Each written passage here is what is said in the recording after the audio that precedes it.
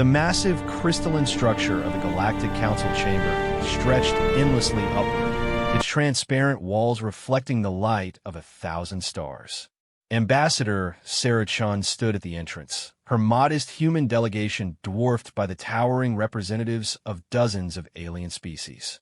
The Carathians with their metallic exoskeletons gleamed like living armor, while the ethereal Voss floated in their containment fields, their gaseous forms shimmering with bioluminescent patterns. The reptilian Zephyrians dominated one corner with their massive frames, their scaled hide bearing the scars of countless battles. Sarah adjusted her simple black diplomatic suit, acutely aware that humanity appeared utterly unremarkable among these beings. They had no natural armor, no enhanced physical capabilities, no telepathic abilities. Just 5.5 feet of what the galaxy considered disappointingly ordinary flesh and bone. The other species had made their opinions clear during the preliminary meetings. Humans were weak, primitive, barely evolved beyond their planetary cradle. The session began with the traditional ceremonies, each species demonstrating their prowess. The Carathians displayed their ability to interface directly with technology, their neural implants allowing them to control entire fleets with thought alone. The Voss demonstrated their collective consciousness, thousands of individual gas beings merging into a single superintelligent entity that solved complex mathematical theorems in seconds. The Zephyrians showed footage of their warriors single-handedly destroying armored vehicles with their bare claws. Then came humanity's turn. Sarah stepped forward, her footsteps echoing in the vast chamber. "Honored representatives," she began, her voice carrying clearly despite the lack of technological enhancement. "We understand that humanity appears unremarkable by galactic standards. We have no natural weapons, no inherent technological interface capabilities, no collective consciousness." A ripple of what might have been amusement passed through several delegations. "However," Sarah continued, her tone remaining steady, "we would like to share what makes humanity unique in this galaxy." She gestured to her aide, Dr. Marcus Webb, who activated a holographic display. The first image showed Earth, a blue-green marble suspended in space. "Our homeworld," Sarah explained. "What you may not realize is that Earth is classified as a death world by galactic standards. Gravity that would crush most species, an atmosphere that's corrosive to many, weather patterns that shift from frozen wastelands to scorching deserts within the span of months."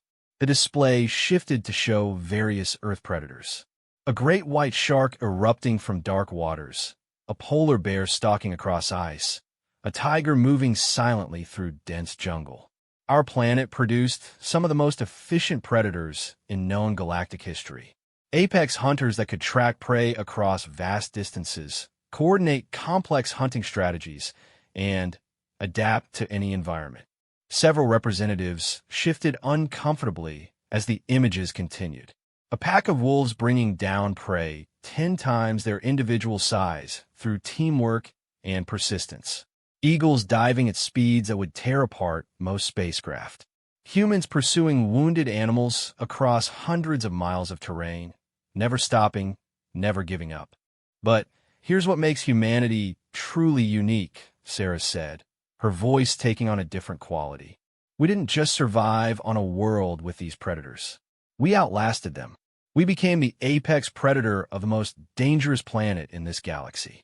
And we did it not through strength, not through natural weapons, but through something else entirely." Dr. Webb switched to historical footage. Humans with primitive spears bringing down woolly mammoths. Small groups of early humans tracking massive prey across continents.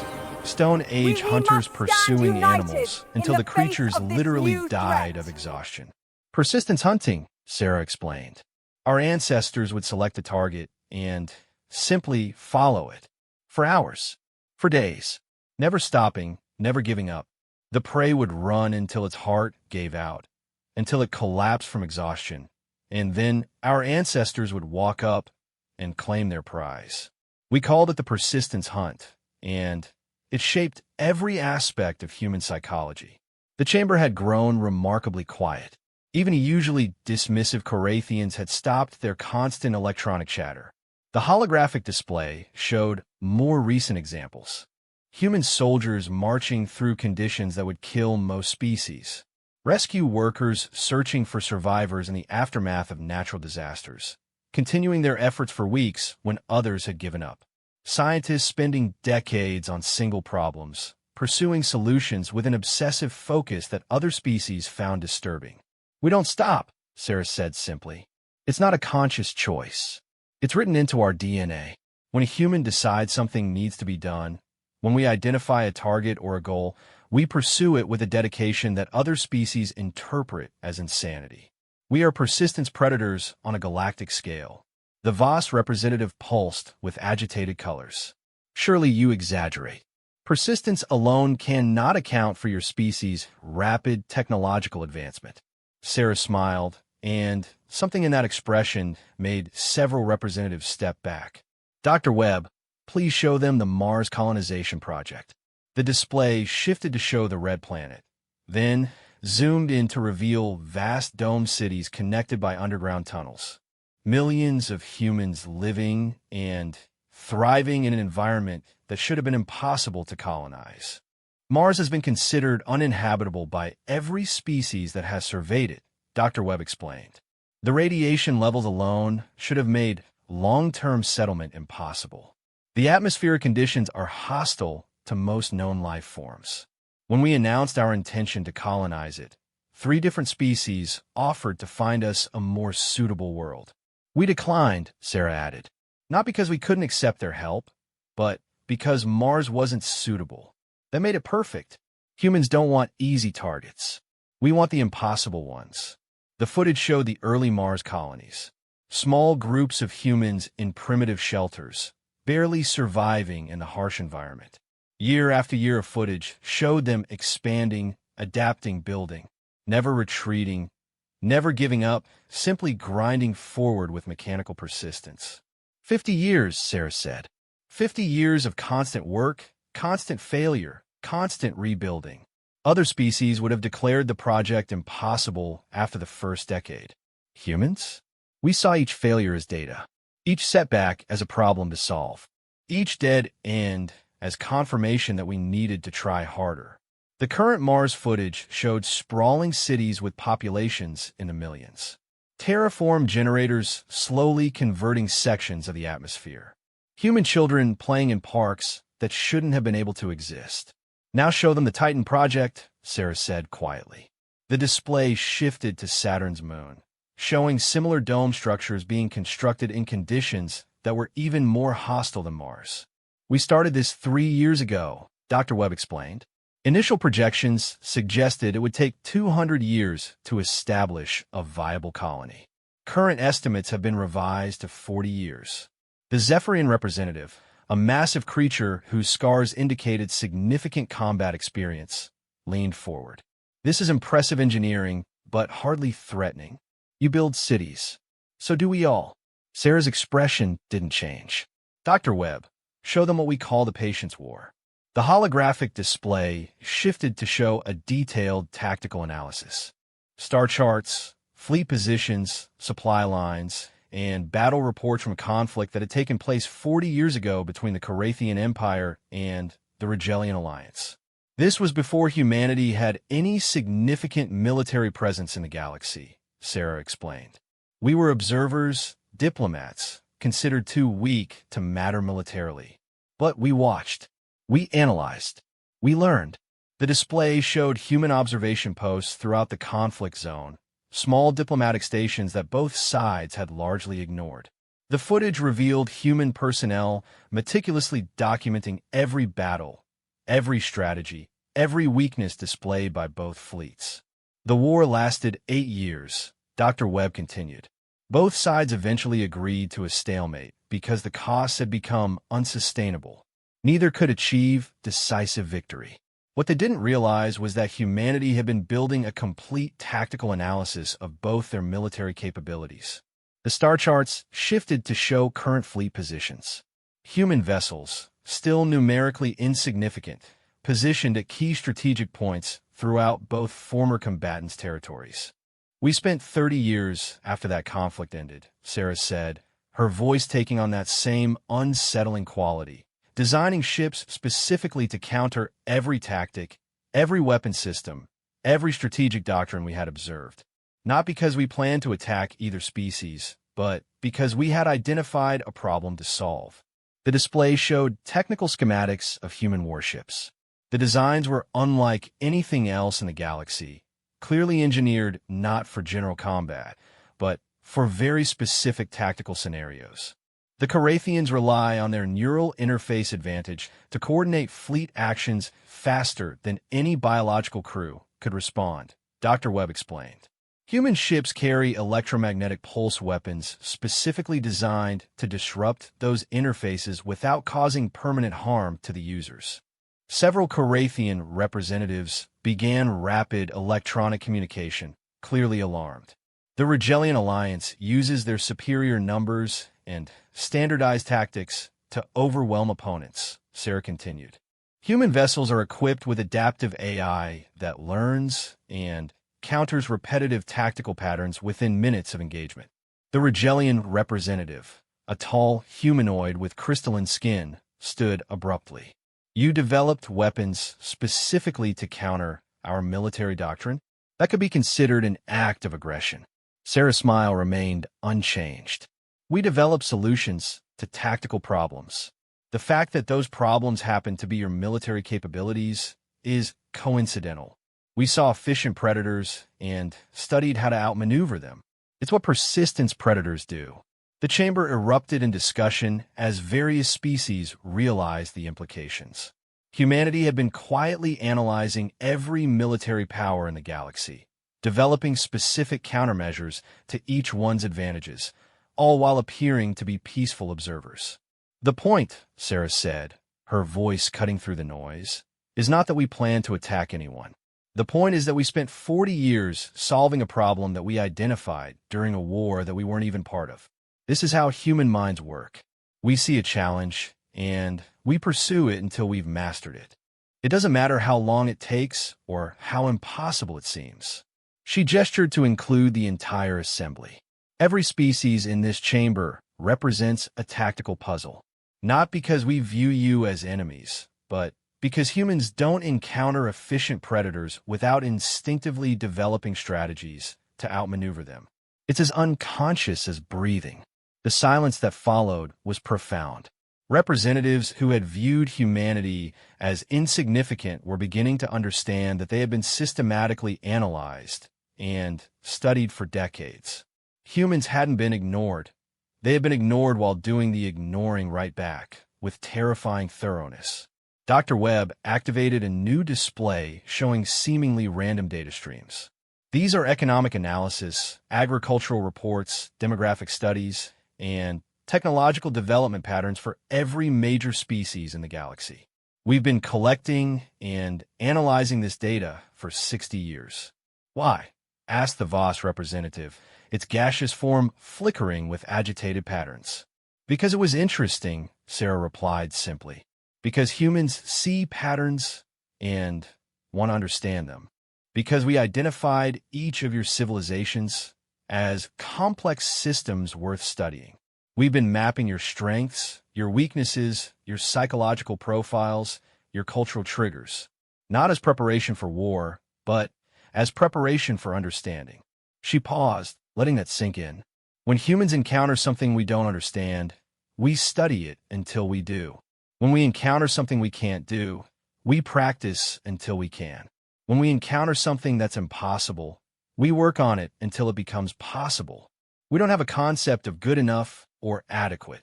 We have a concept of not finished yet. The implications were staggering. Humanity had been quietly accumulating detailed knowledge about every major species in the galaxy, while presenting themselves as harmless newcomers. They had developed specific countermeasures to every military power, mapped the psychological and cultural weaknesses of every civilization, and done it all with the patient persistence of predators who never stopped hunting. The Zephyrian war commander Thrax stood slowly, his massive frame casting shadows across the crystalline floor. His scarred hide spoke of countless battles, and his reputation as a strategic genius was known throughout the galaxy. When he spoke, his voice carried the authority of someone who had conquered entire star systems. "You present interesting data, humans," he rumbled, "but analysis and preparation are not the same as actual capability. Your species has never faced real adversity on a galactic scale. You study Predator from the safety of your observation posts, but you've never been tested in true combat." Sarah's expression didn't change, but something shifted in her posture. Dr. Webb glanced at her, a flicker of concern crossing his features. "War Commander," she said quietly, "you might want to reconsider that assessment." "I might." Thrax's laugh was like grinding metal. "Little human, my species has conquered 14 star systems. We've faced the Corathian battle fleets and emerged victorious. We've broken the siege lines of the Regellian Alliance.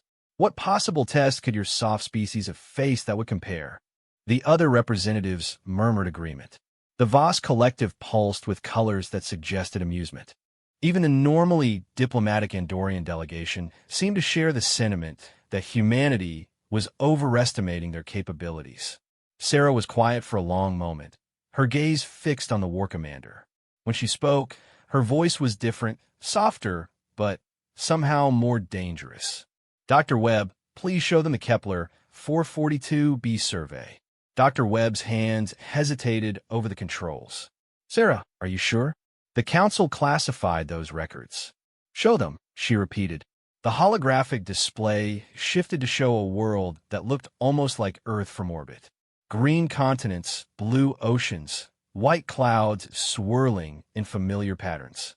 It appeared perfect, beautiful, exactly the kind of world every species in the galaxy would want to colonize.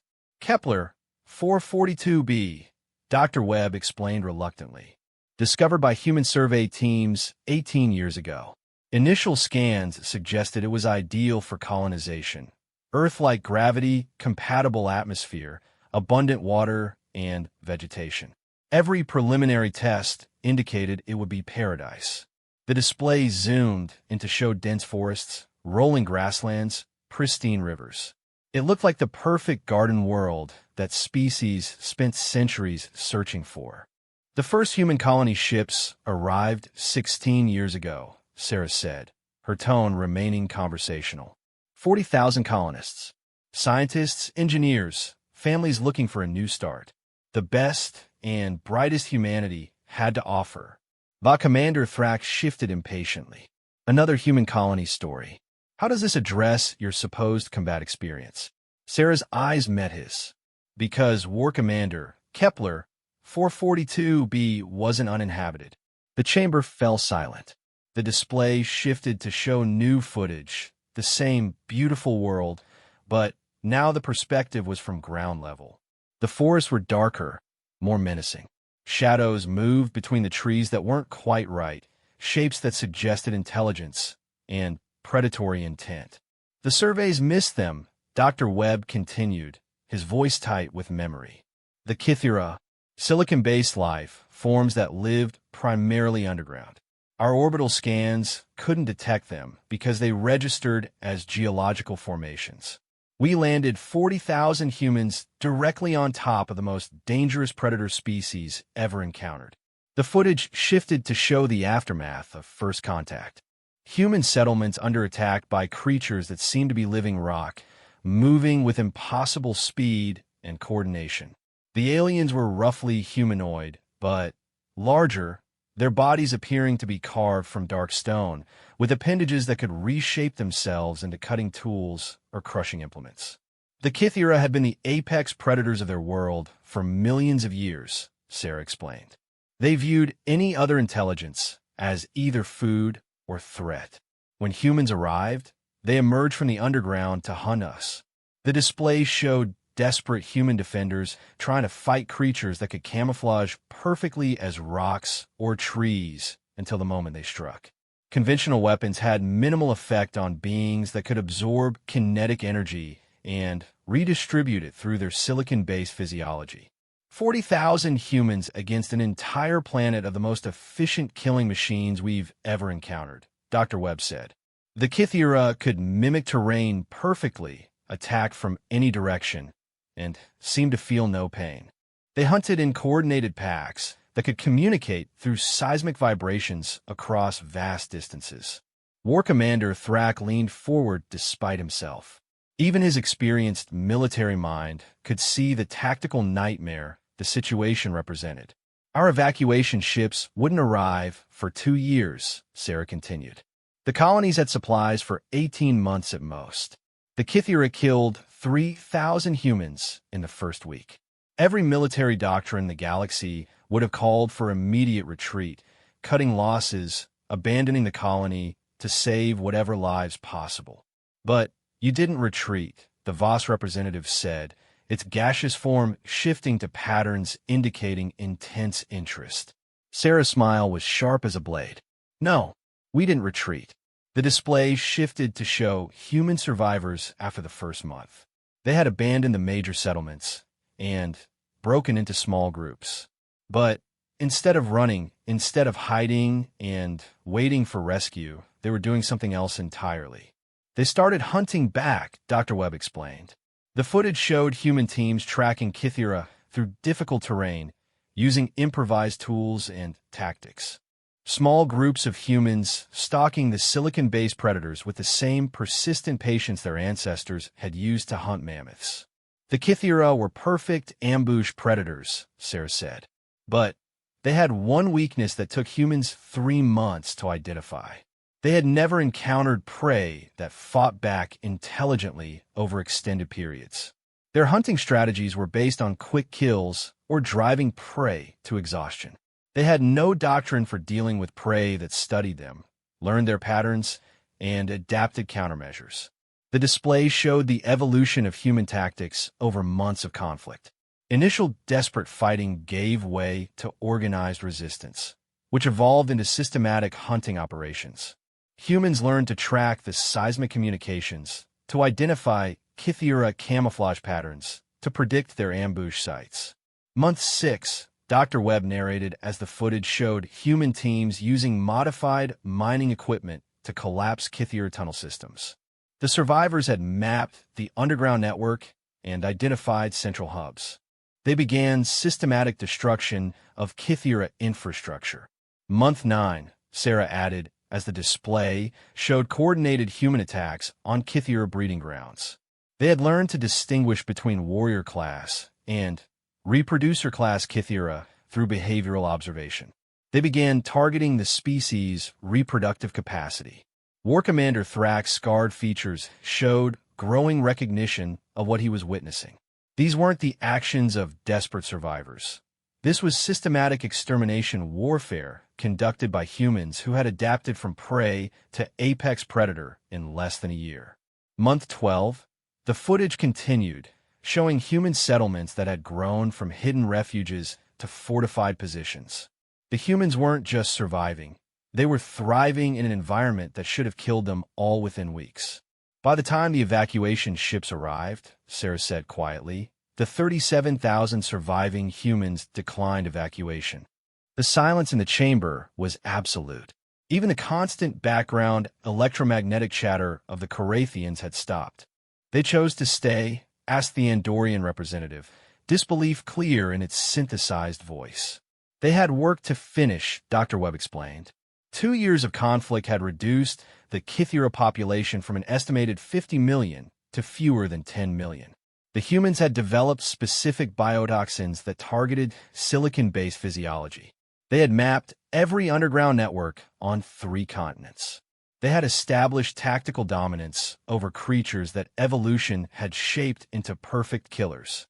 The display showed current footage of Kepler 442b. Human cities dotting the landscape, agricultural zones spreading across former Kythera territory, human children playing in parks where the deadliest predators in galactic history had once hunted. The Kythera? War Commander Thrak asked, though his tone suggested he already knew the answer. Extinct, Sarah replied simply. Eliminated down to the last individual 16 months after first contact. Not because they were evil or because we hated them, but because humans identified them as a problem that needed to be solved. She gestured to the footage.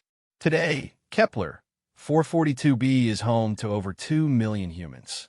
It's become one of our most productive agricultural worlds.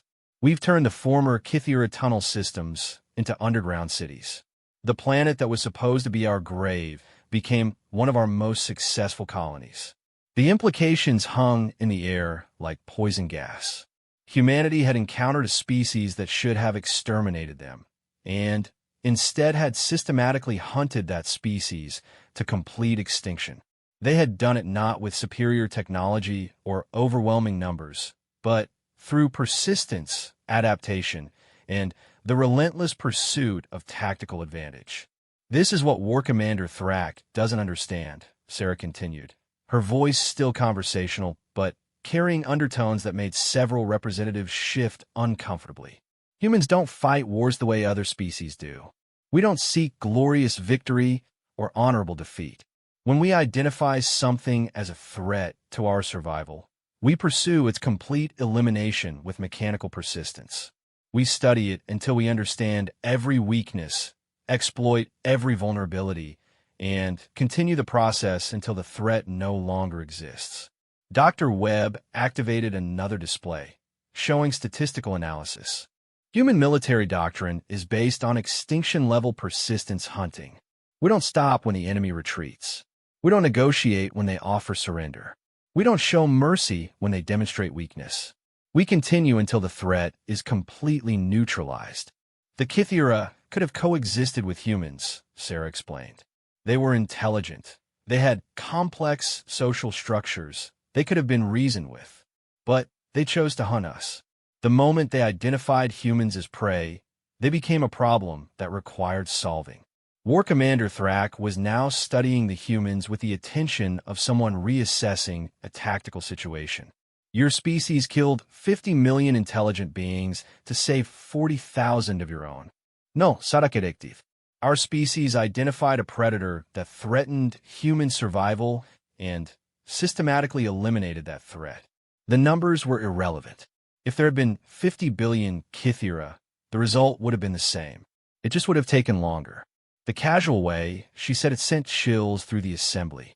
Other species fought wars for territory, resources, or ideology. Humans apparently fought wars for extinction. Dr. Webb, show them the Brisbane Accords, Sarah said. The display shifted to show diplomatic documents signed by several galactic powers.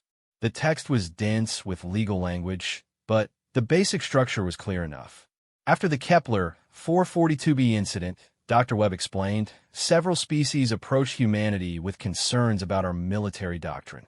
The Brisbane Accords established formal protocols for human military engagement to address those concerns. War Commander Thrak scanned the documents, his expression growing more troubled with each clause.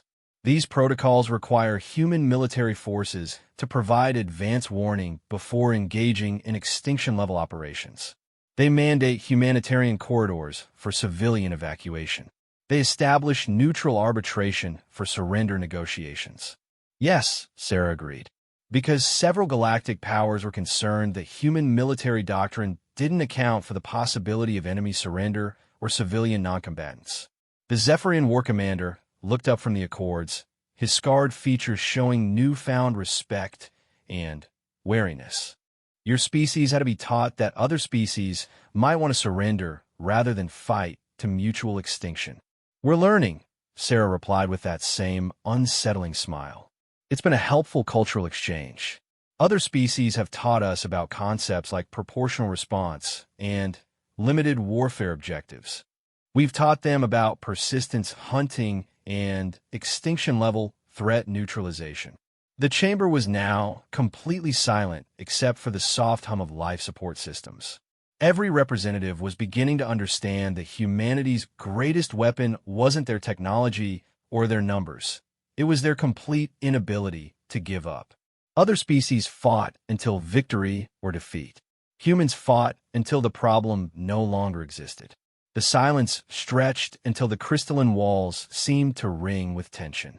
Finally, the prime arbiter of the council, an ancient being whose species had mediated galactic disputes for thousands of years, activated its translation matrix. When it spoke, its voice carried the weight of absolute authority.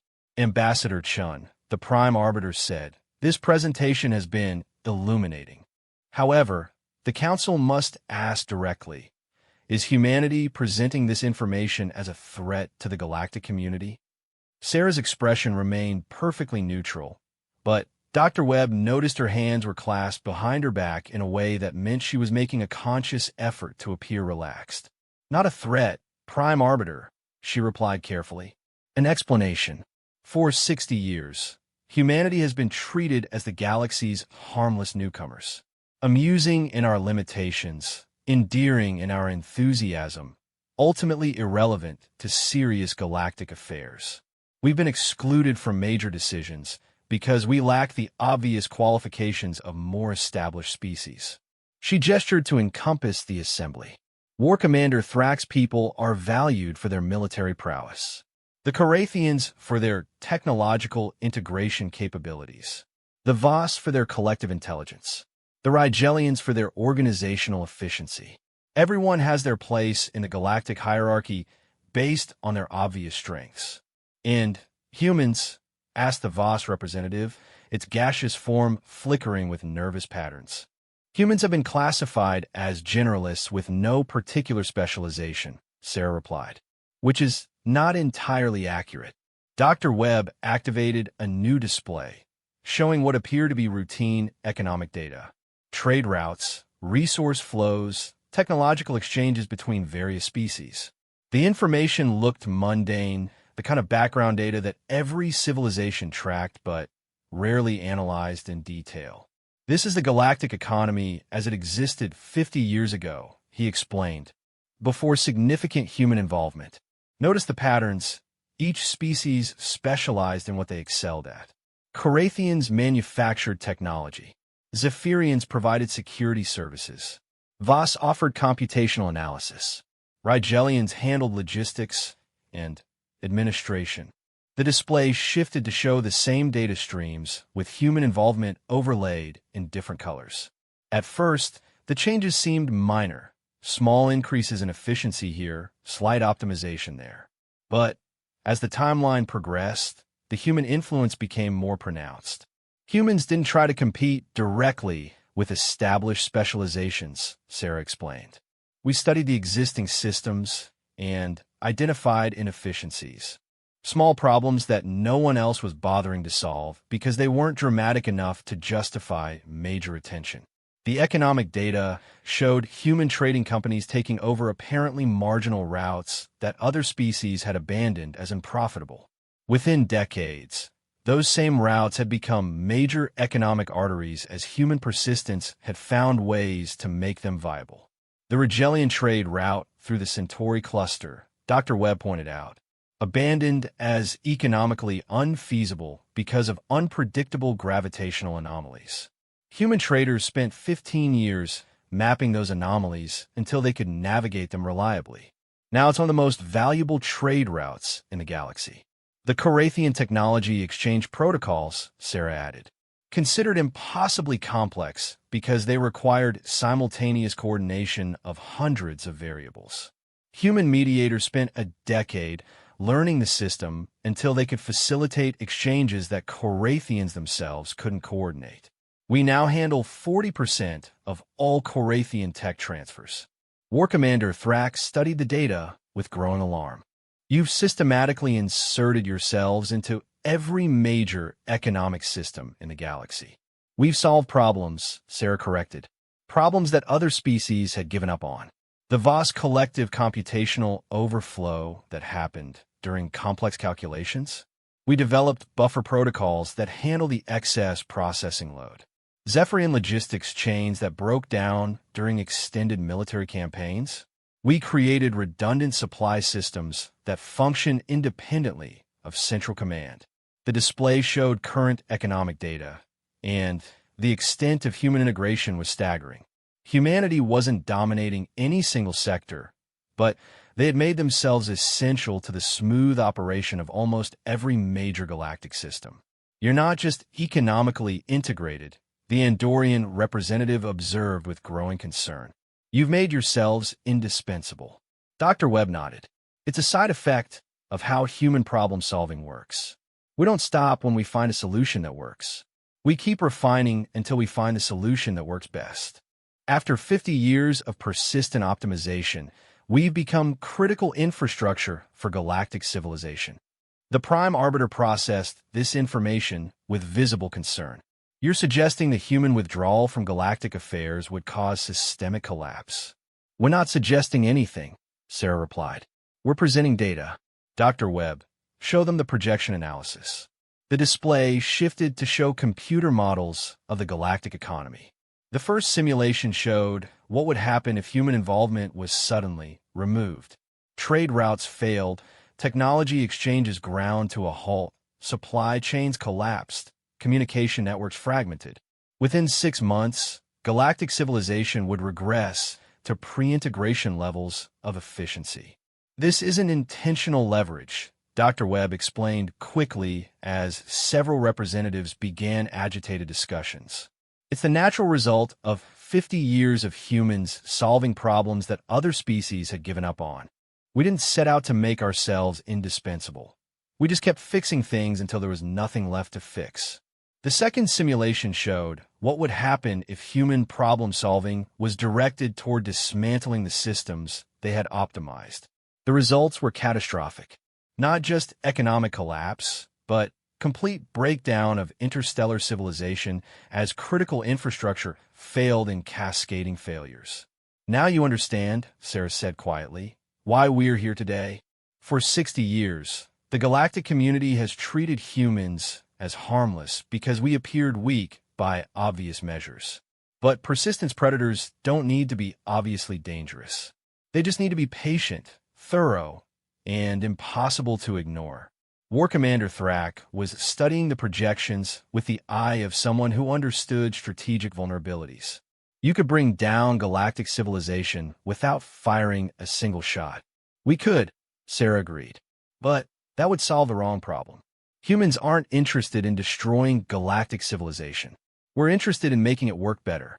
She gestured to the assembly. The problem we identified 60 years ago wasn't that galactic civilization was hostile to humanity. The problem was that it was inefficient. Every species was locked into their specialized roles, unable to adapt when circumstances changed. Systems failed regularly because no one was responsible for maintaining them. Critical infrastructure was neglected because it wasn't any single species' primary concern. Dr. Webb activated another display showing technological development curves. Human involvement hasn't just optimized existing systems.